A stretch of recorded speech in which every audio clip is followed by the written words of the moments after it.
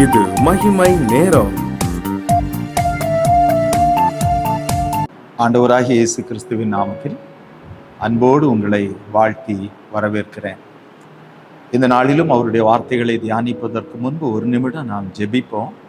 இரக்கமுள்ள நல்ல ஆண்டவரே, ஏதோ ஒரு பெரிய காரியத்தை செய்வதற்கு இந்த இடத்தில் எங்களை அழைத்து கொண்டு வந்திருக்கிறீர். நீர் விரும்புகிறதை எங்களில் செய்தருளும் என்று இயேசு கிறிஸ்துவின் நாமத்தில் ஜெபிக்கிறோம் ஜீவனுள்ள தகப்பனே, ஆமேன். அன்பானவர்களே, இந்த நாளில் நாம் சிந்திக்கும்படி தெரிந்து கொண்ட தலைப்பு, உன் விசுவாசம் உன்னை இரட்சித்தது. உன் விசுவாசம் உன்னை இரட்சித்தது.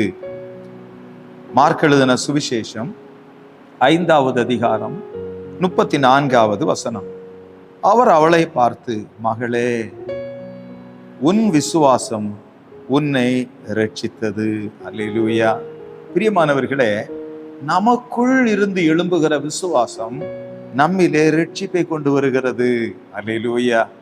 ஆத்தும இரட்சிப்பு மட்டுமல்ல, சரீரத்திலும் ஆண்டவர் நமக்கு இரட்சிப்பை தருகிறார். நமக்கு இருக்கிற வியாதியோடு வாழ பழகிக்கொள் என்று சொல்லாமல், அந்த வியாதியில் இருந்து கூட நமக்கு விடுதலை தருகிறார், இரட்சிப்பை தருகிறார். ஆண்டவர் சொல்லுகிறார், நீ சமாதானத்தோட போய் உன் வேதனை நீங்கி சுகமாயிரு. அல்லேலூயா. ஆண்டவருடைய அன்பை பாருங்கள். ஆண்டவர் எவ்வளவு நல்ல தேவன், எவ்வளவு நல்ல தேவன். அவர் சொல்லுகிறார், உன் வேதனை நீங்கி, உன் வேதனை நீங்கி சுகமாயிரு, சுகமாயிரு.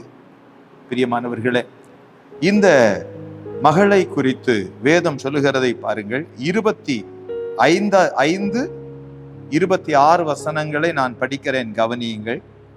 அப்பொழுது 12 வருஷமாய் பெரும் பாடுள்ள ஒரு ஸ்திரீ என்று அங்கு எழுதப்பட்டிருக்கிறதை நாம் படிக்கிறோம்.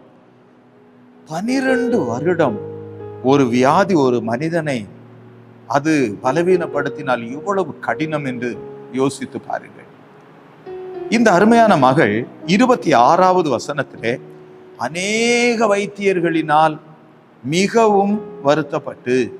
அன்பானவர்களே, பாருங்கள், நாம் எத்தனை முறை ஒரு வைத்தியரிடத்துல போகிறோம், நமக்கு குணமாகாவிட்டால் யாரோ ஒருவர் சொல்லுகிறார்கள், இங்கு ஒரு வைத்தியர் இருக்கிறார், நீங்கள் ஒரு முறை அங்கு போய் பாருங்கள் என்று சொன்னால் நாம் உடனே புறப்பட்டு அங்கு செல்லுகிறோம். இப்படி அநேக வைத்தியர்கள், வேதம் சொல்லுகிறது, அநேக வைத்தியர்களால் மிகவும் வருத்தப்பட்டு, மிகவும் வருத்தப்பட்டு. அன்பானவர்களே, நமக்கு ஒரு வைத்தியர் இருக்கிறார். அவர் பரம வைத்தியர்.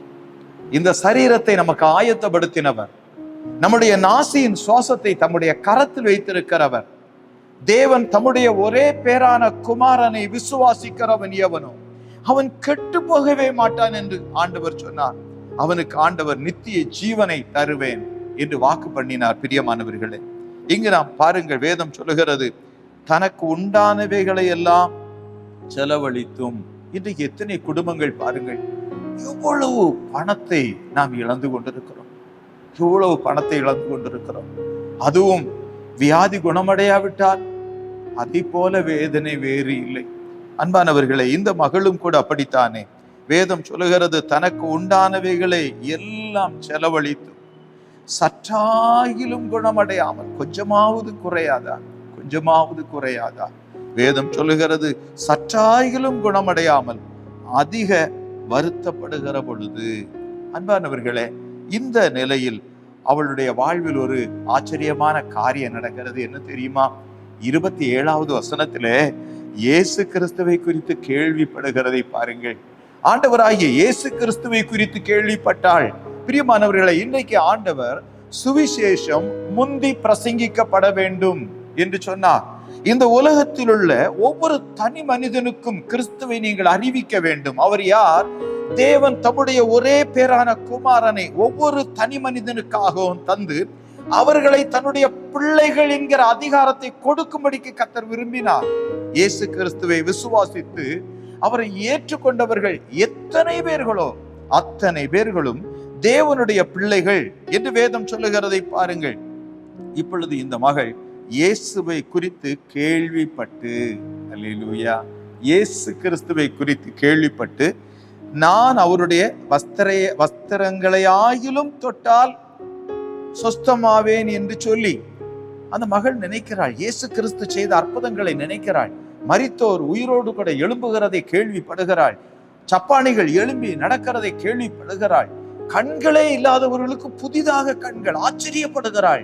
அவள் கேள்விப்படுகிறாள். சூம்பிய கையுடைய மனிதர்கள் மறுபடியும் மறு கையை போல அடுத்த கை சரியாகிறதை அவள் கேள்விப்படுகிறாள். இதையெல்லாம் கேள்விப்பட இயேசு கிறிஸ்துவினிடத்தில் நானும் போவேன், இயேசு கிறிஸ்துவினுடைய வஸ்திரத்தையோ ஆகிலும் தொடுவேன், அது தொட்டு விட்டால் எனக்கு ஒரு அற்புதம் நடந்துவிடும் என்று அவள் வருகிறதை பாருங்கள்.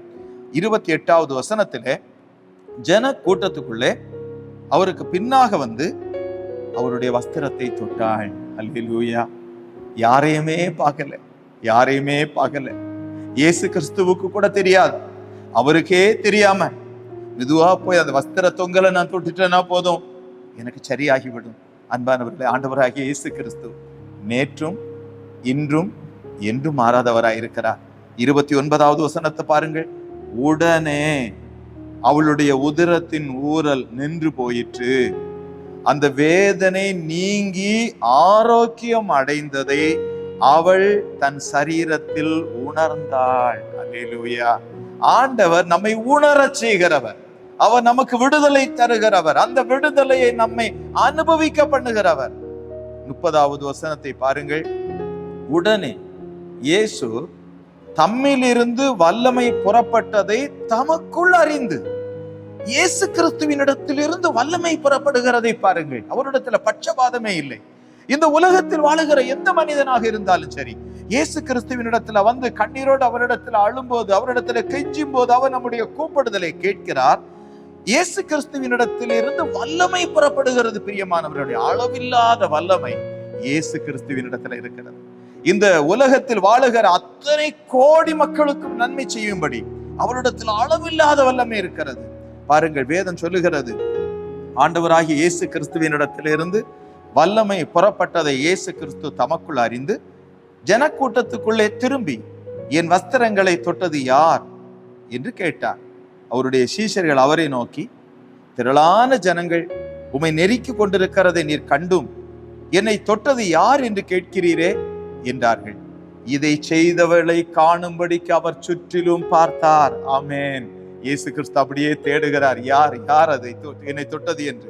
அப்பொழுது பாருங்கள், 33வது வசனத்திலே, தன்னிடத்திலே சம்பவித்ததை அறிந்த அந்த ஸ்திரீயானவள் பயந்து நடுங்கி அவர் முன்பாக வந்து விழுந்து உண்மையெல்லாம் அவருக்கு சொன்னாள்.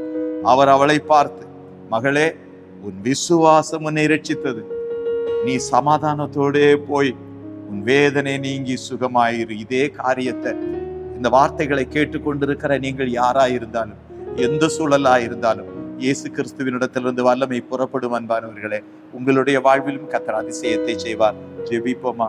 இரக்கமுள்ள நல்ல தகப்பனே, இதோ நாங்கள் உம்மிடத்துல வந்திருக்கிறோம். உம்மிடத்துல சிருஷ்டிப்பின் வல்லமை இருக்கிறதே. நீர் இந்த உலகத்தை உண்டு பண்ணினவர், எங்களை சிருஷ்டித்தவர். இப்பொழுது உம்முடைய வல்லமை இந்த வார்த்தைகளை கேட்டுக்கொண்டிருக்கிற ஒவ்வொருவர் மீதும் இறங்கி வரட்டும். ஆண்டவருடைய பலத்தை ஒவ்வொருவரும் தங்களுடைய வாழ்வில் அனுபவிக்கட்டும். எல்லா பலவீனங்களும் நீங்கி போகட்டும். இயேசு கிறிஸ்துவின் நாமத்தில் ஜெபிக்கிறோம் ஜீவனுள்ள தகப்பனே, ஆமென்.